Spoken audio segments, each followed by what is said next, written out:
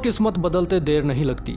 49 all out का कलंक विराट कोहली की आरसीबी के दामन पर लग चुका था और इस कलंक को किसी और ने नहीं बल्कि गौतम गंभीर की केकेआर ने लगाया था। पूरी आरसीबी का स्कोर कार्ड किसी मोबाइल नंबर जैसा लग रहा था। एक भी बल्लेबाज दहाई का आंकड़ा भी पार ना कर सका। कलंक ऐसा जो आज भी आरसीबी को अंदर ही अंदर सता रहा है। आईपीएल इतिहास के सबसे लोएस्ट टोटल का दाग रॉयल चैलेंजर्स बेंगलुरु पर आज भी लगा हुआ है। विराट कोहली और गौतम गंभीर के बीच टकराव की बात नई नहीं है, लेकिन उस दिन गंभीर की कोलकाता नाइट राइडर्स ने रॉयल चैलेंजर्स बेंगलुरु को कहीं मुंह दिखाने लायक नहीं छोड़ा था। ये कहानी है उस मैच की जिसने विराट कोहली की बल्लेबाजी पर सवाल उठाए थे। जब सवाल उठे थे एबी डिविलियर्स की प्रतिभा पर, सवाल उठे थे क्रिस गेल की विस्फोटक बल्लेबाजी पर। दरअसल आईपीएल 2017 का ये 27वां मुकाबला था जब आरसीबी केकेआर के होम ग्राउंड ईडन गार्डन्स में उतरने वाली थी। आरसीबी के लिए बहुत बड़ी चुनौती थी केकेआर के किले को भेदना, लेकिन आरसीबी पूरे आत्मविश्वास से भरी हुई थी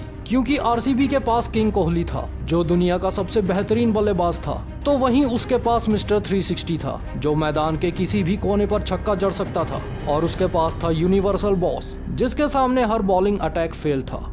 आरसीबी पूरे जोश के साथ मैदान पर उतरने को बेताब थी। केकेआर को उसकी ही सरजमी पर हराना विराट एंड कंपनी के पास यही सही मौका था।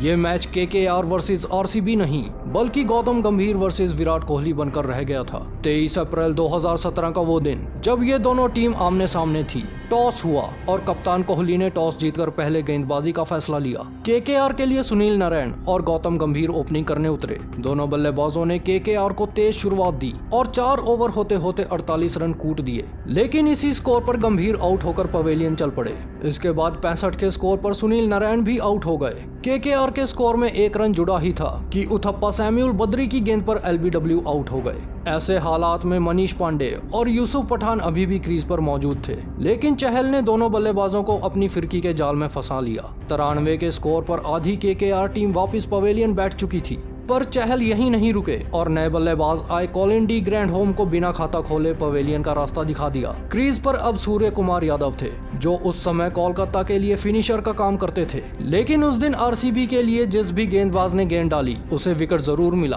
केकेआर की पूरी टीम पूरे 20 ओवर भी न खेल पाई और 131 रनों पर ढेर हो गई। केकेआर के लिए सर्वाधिक 34 रन सुनील नारायण ने बनाए थे, तो वहीं आरसीबी के लिए चहल ने सबसे ज्यादा 3 विकेट अपने नाम किए। अब आरसीबी की धाकड़ बल्लेबाजी के सामने 132 का टारगेट कुछ भी नहीं था। आरसीबी बल्लेबाजों का आत्मविश्वास चरम पर था, लेकिन उस दिन इतिहास को कुछ और ही मंजूर था। आरसीबी बेताब थी, लेकिन उनकी ये बेताबी उनके लिए काल बनकर आने वाली थी। वक्त और किस्मत बदलते देर नहीं लगती। आरसीबी की ओर से क्रिस गेल और विराट कोहली ओपनिंग करने उतरे। मैच जल्दी खत्म करने के इरादे से उतरी आरसीबी को बहुत बड़ा झटका तब लगा जब कोहली पारी की तीसरी गेंद पर बिना खाता खोले आउट हो गए। इस विकेट ने केकेआर में जोश भर दिया, लेकिन ये तो बस एक शुरुआत भर थी। नए बल्लेबाज आए मनदीप सिंह भी 3 के स्कोर पर चलते बने। अब आरसीबी के लिए क्रीज पर मौजूद थे क्रिस गेल और एबी डिविलियर्स। आरसीबी यहां से अभी भी ये मैच आसानी से जीत सकती थी, लेकिन उस दिन केकेआर के गेंदबाजों ने आरसीबी बल्लेबाजों को सिर उठाने का मौका कहां दिया।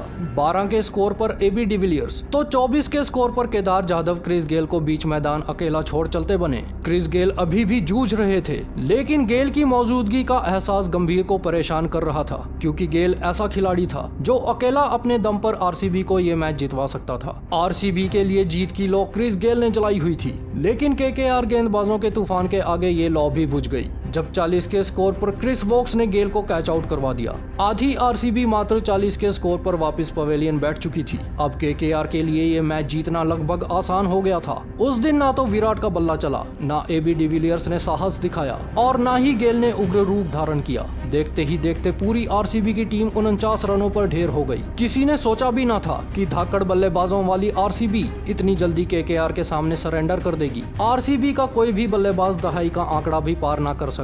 आरसीबी के लिए सर्वाधिक 9 रन केदार जाधव ने बनाए, तो केकेआर के लिए नाथन कुल्टरनाइल, क्रिस वोक्स और ग्रैंडहोम ने 3-3 विकेट चटकाए। पूरी आरसीबी का स्कोर कार्ड किसी मोबाइल नंबर जैसा लग रहा था। क्रिकेट की धरती में उस दिन सरेआम आरसीबी शर्मशार हो रही थी। केकेआर ये मैच 82 रनों से जीत गई, लेकिन 49 ऑल आउट दुनिया के लिए मजाक बन चुका था। लाखों की संख्या में मीम बन रहे थे।